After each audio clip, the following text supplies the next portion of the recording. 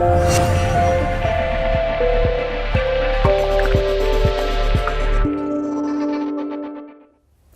I'm Angel Ribo with Mindalia TV, and we are here today with Helen Vonderheide. Hi Helen, how are you? I'm well, how are you? Very well, thank you for being here with us today. Thank you for having me. So the first question, what is that thing in your life that you're most passionate about?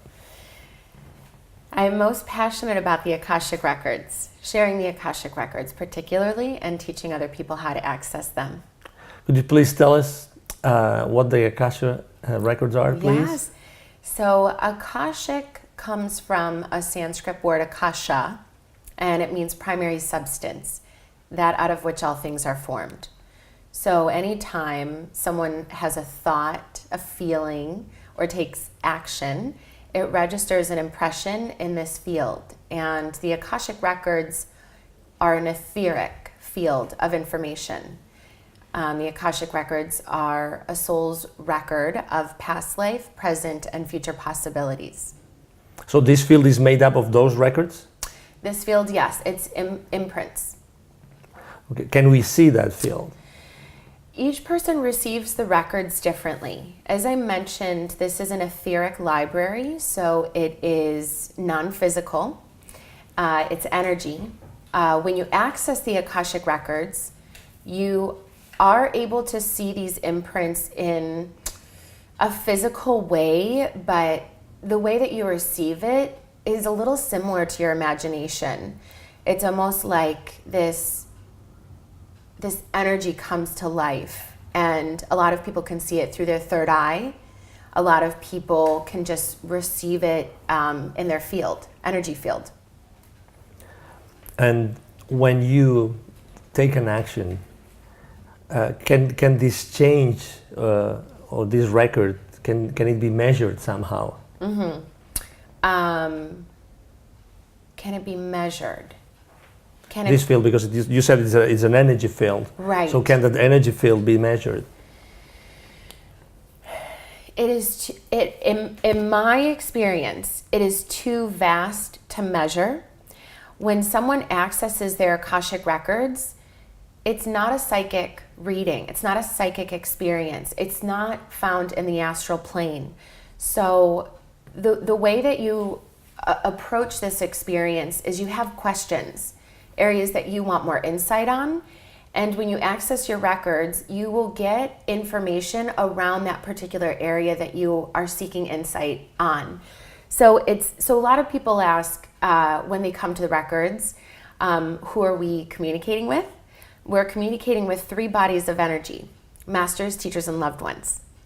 And it's, again, non-physical. And when people ask how many are there, they say hundreds. So actually there's no way to quantify this energy. There's no way to measure it. It's vast, and it is since the inception. Is that something that you can learn, that you can experience? Yes. Everyone can learn and everyone can experience. And every person experiences it in their daily life. Oh, really? Mm-hmm. Can you give me an example? Yeah. For example,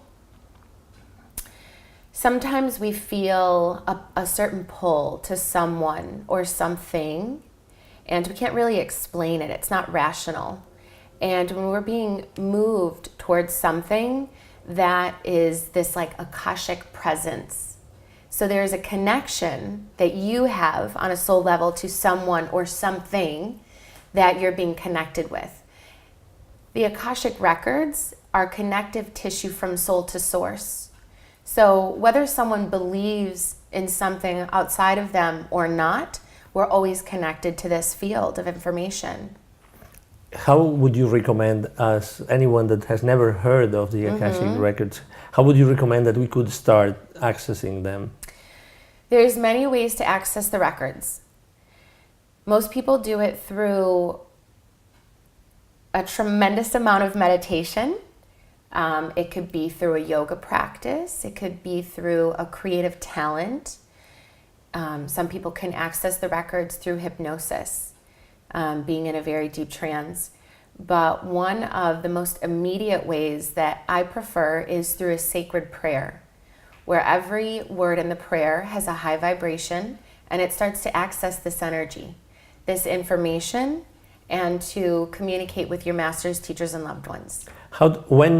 When you don't have, when you still haven't experienced that before, how do you know that what you're doing and what you're accessing are your Akashic records? How do you realize? It's very intentional. So when you use the sacred prayer, you're very specific about where you want to go. It's an altered state of consciousness. So you're very specific about where you want to go, what you find out, and how that's going to help you and who you're communicating with. Because when you're dealing with altered states of consciousness, you can access a plethora of information. So we're really specific about accessing the light, the soul level truth, compassion, wisdom, insight. Wow. Yeah. That secret, you said 2 times secret prayer. Sacred, yes. Sacred, excuse me, not secret, sacred. So is it a long prayer? Is that something that anybody can learn? Anybody can learn. It consists of 2 parts, an opening and a closing. And the first part of the prayer has 3 stanzas. So it's about a paragraph. To read it all, it takes a minute, half a minute? A minute to a minute and a half. All right, okay. Because I'm thinking, I'm just putting myself on the boots of our viewers, and I'm trying to say, okay, what's the fastest way to be able to access my records? Yeah. And that would be probably like intentionally reading that sacred prayer. Yeah. And also, so you modify it, so you put some, when you say your intention, if you want to access a specific kind of record, I don't know if I'm saying something wrong, but you are actually putting it on the prayer, you modify the prayer? The prayer, you don't, the only way that you modify the prayer is to access someone's records, you need to use their current legal name. So that's the only time it's modified. Other than that, the prayer is set the way that it is.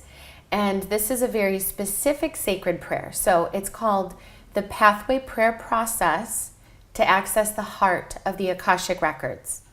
And that was founded by Dr. Linda Howe. And this is so specific because when you access the records, you could be anywhere. And this specifically gets to the heart of the records, which is incredibly life-changing. It's very different than accessing the records in a traditional way. Do I have to be in a specific state in order to be more efficient when I read the sacred prayer? Well, there are some guidelines when you use this particular prayer. So one thing is no recreational substances or alcohol 24 hours before you access the records. That's because we don't want anything to distort the information and energy that comes through. So aside from that, there's a few other little guidelines. They're not a big deal, but it just gives you an opportunity to access them in a very clear and intentional way. And other than that, you can do it if you are painting, writing, doing yoga, walking in the park.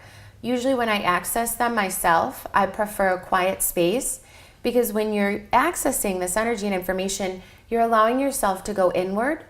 You're also disassociating from your ego so that you can allow this energy to come through in a really pure way.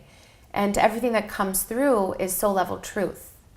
So what happens to your physical body when you access the Akashic records for the first time in your life? Let's say I'm completely fascinated by what you're saying today, and I go and I'll ask for advice, and then I read the prayer.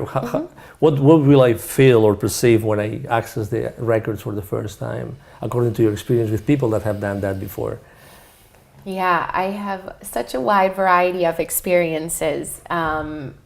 Being a teacher, I have seen some people so overwhelmed by the energy and the light that it sort of takes them aback. They might experience their heart racing a little bit. They also might see visuals. You can receive the energy as someone who's clairaudient, so you can hear the energy communicating. So some people hear. For me, I'm going to use myself as an example. The first time I used this prayer, I was very tripped up on the words that I said. Like, what did I just say? What am I doing? So I didn't get anything. The second time I said the prayer, I felt this opening in my crown and all of this energy and information coming through. And then the next day I went to my teacher and I said, you know, your prayer works, but there's too many and they talk too fast. And she said, you have to ask them to slow down. You need to ask them to speak as one. So that has been my experience accessing this energy and this information, but everyone's experience is so different. But they will all hear someone talking to them? No. Okay. Yes. So there's 3 ways you receive the energy of the records. 85% of people receive as a sense of knowing. That is an amplification of your intuition. About 10% of people receive visually, and 5% of people receive audio. So not everyone receives the way that I receive. Okay. How can we use those records to Yes. have a happier life? Oh my gosh, I have completely transformed the path of my life in this purpose and why I'm here. I started off as a film producer, and I was making movies and developing TV shows and making music videos, but I always felt like I wanted to be more fulfilled. I wanted to give something more. I really wanted to be in service of people.